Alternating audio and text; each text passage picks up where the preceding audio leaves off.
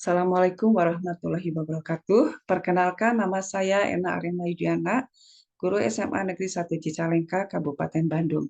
Pada kesempatan kali ini akan membahas materi kimia kelas 12 semester ganjil tentang unsur alkali golongan 1A, meliputi kelimpahan unsur, sifat fisika dan kimia, proses pembuatan, dan kegunaan dalam kehidupan sehari-hari.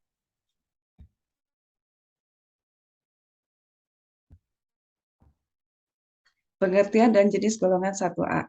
Logam alkali merupakan logam yang sangat reaktif.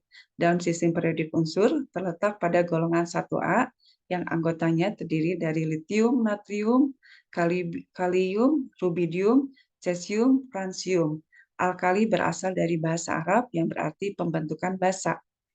Logam Li, Na, dan K berwarna putih mengkilap, sedangkan Cs berwarna kuning keemasan. Semua logam alkali merupakan logam lunak, mudah diiris dengan pisau, mempunyai daya hantar listrik dan panas yang baik.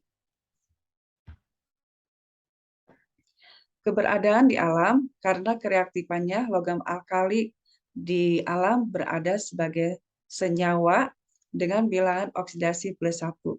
Logam natrium dan kalium terdapat di air laut sebagai NaCl dan KCl.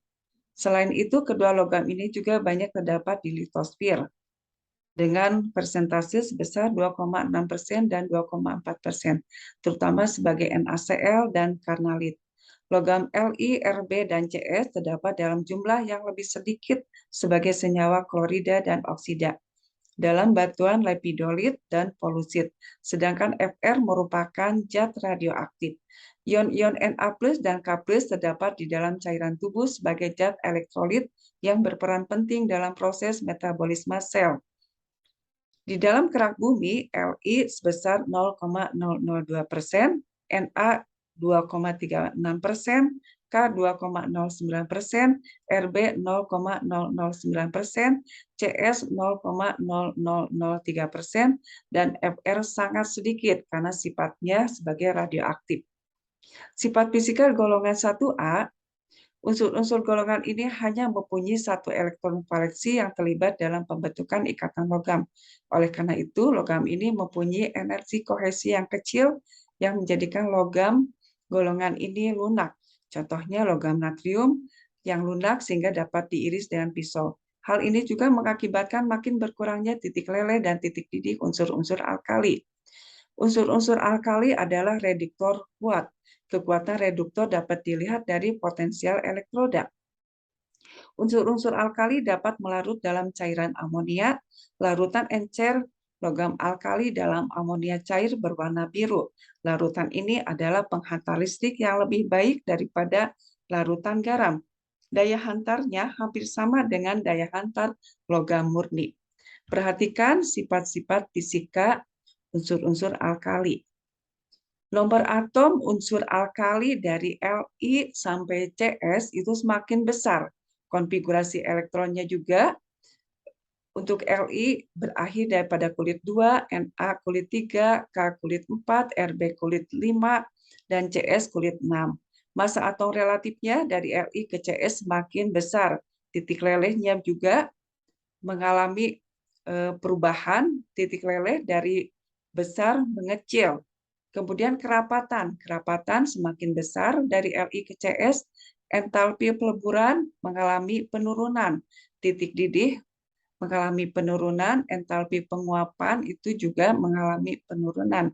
Energi ionisasi semakin mengecil, keelektronnegatifan semakin mengecil, jari-jari atom semakin besar, jari-jari ion pun semakin besar, dan potensial elektrodanya semakin besar. Entalpi hidrasinya semakin besar nilainya, daya hantar molarnya mengalami kenaikan, dan jumlah isotop di alam untuk Li2, Na1, K3, Rb2, dan Cs1. Sifat kimia golongan 1A umumnya sangat reaktif. Unsur-unsur alkali sangat reaktif dan mudah bereaksi dengan unsur lain. Mereka mudah melepaskan elektron keluarnya. Di udara, unsur-unsur ini akan bereaksi dengan oksigen atau air. Oleh karena itu, unsur ini biasanya disimpan dalam minyak tanah atau hidrokarbon yang inert atau sukar bereaksi. Unsur alkali tidak ada yang terdapat di alam dalam bentuk unsurnya. Biasanya bergabung dalam mineral yang larut dalam air, misalnya NaCl. Unsur alkali terdapat dalam senyawaan alam sebagai ion positif 1. Sifat logam unsur alkali dari atas ke bawah pada tabel periodik cenderung bertambah. Sifat ini terkait dengan kecenderungan atom unsur alkali yang mudah melepas elektron. Yang ketiga, reaksi-reaksi pada logam alkali. Reaksi dengan logam alkali dan oksigen menghasilkan oksida M2O. Perhatikan reaksinya, M plus O2 menghasilkan M2O.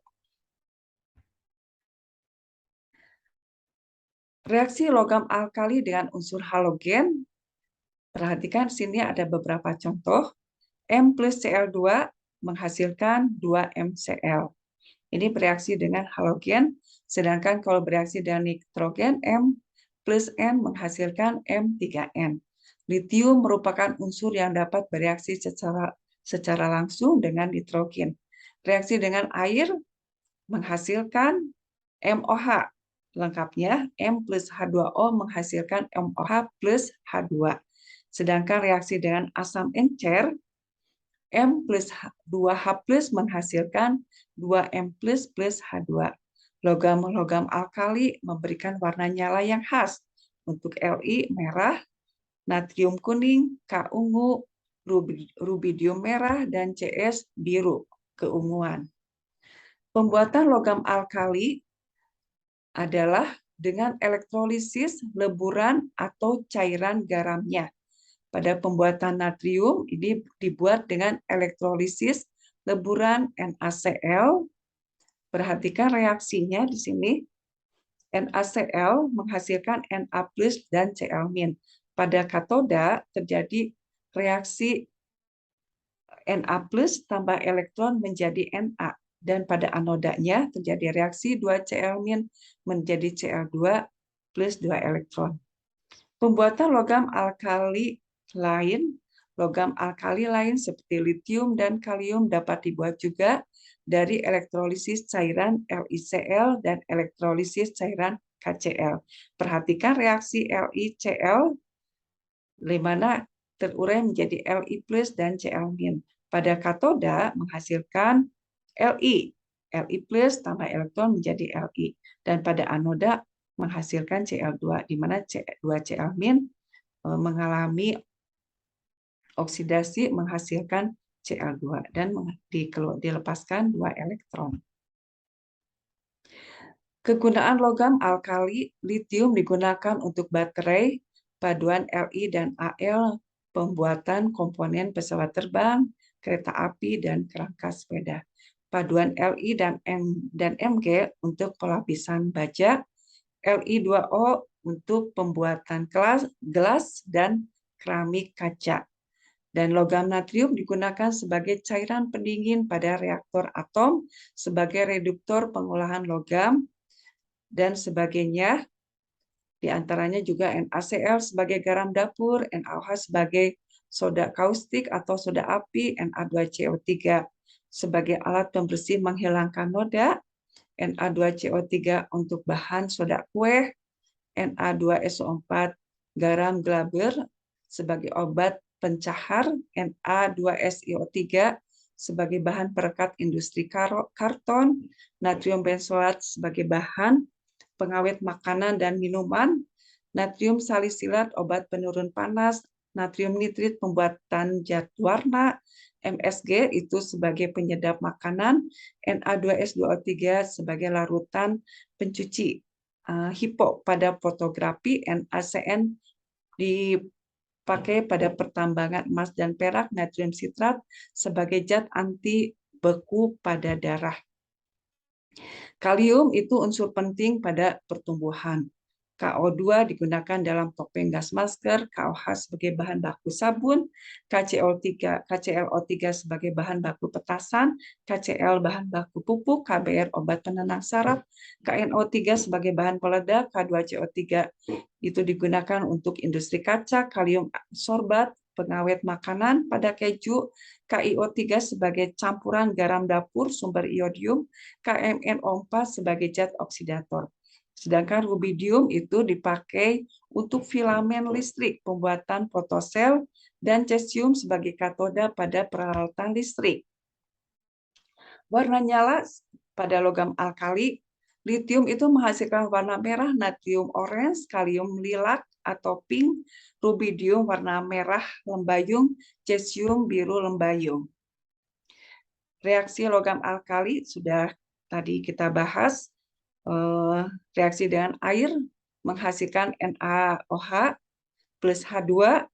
Reaksi logam alkali dengan oksigen menghasilkan diantaranya di sini litium dengan oksigen Li2O. Logam alkali dengan hidrogen menghasilkan rumus MH. M plus H2 menghasilkan FH. Contoh di sini natrium plus H2 menghasilkan NaH. Logam alkali dengan halogen, di sini M rumusnya M plus X2 menghasilkan 2MX. Contoh Li plus Cl2 menghasilkan LiCl atau litium klorida. Demikian pembahasan tentang unsur-unsur golongan alkali. Semoga bermanfaat. Assalamualaikum warahmatullahi wabarakatuh.